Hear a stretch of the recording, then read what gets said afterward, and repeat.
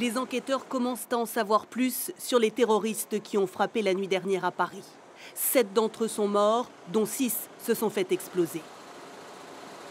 Très vraisemblablement, ce sont 3 équipes de terroristes coordonnées qui sont à l'origine de cette barbarie.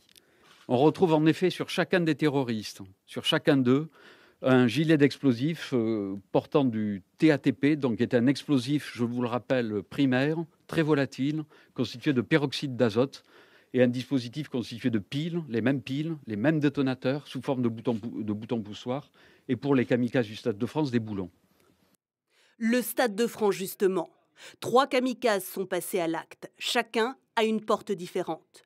Sur place, les enquêteurs ont découvert 2 passeports, l'un égyptien, l'autre syrien.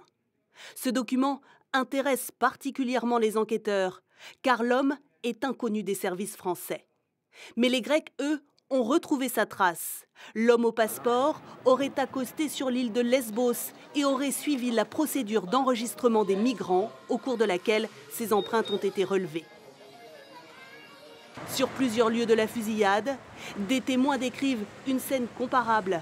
Ils disent avoir vu une voiture noire, un modèle Seat, avec à bord des hommes lourdement armés.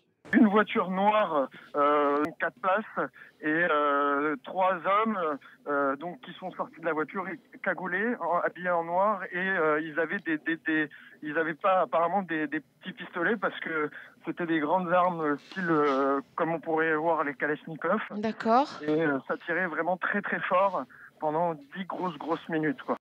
L'enquête progresse également au Bataclan où les corps de 3 terroristes ont été retrouvés sur la scène de crime. L'un d'entre eux a été formellement identifié grâce à une empreinte digitale prélevée sur son corps. L'homme faisait l'objet d'une fiche S, c'est-à-dire surveillé par les services de renseignement. Un autre homme qui avait loué pour le commando du Bataclan 7 voitures photographiées ici a été arrêté lors d'un contrôle routier à la frontière belge. C'est un Français. Il était accompagné de 2 autres personnes.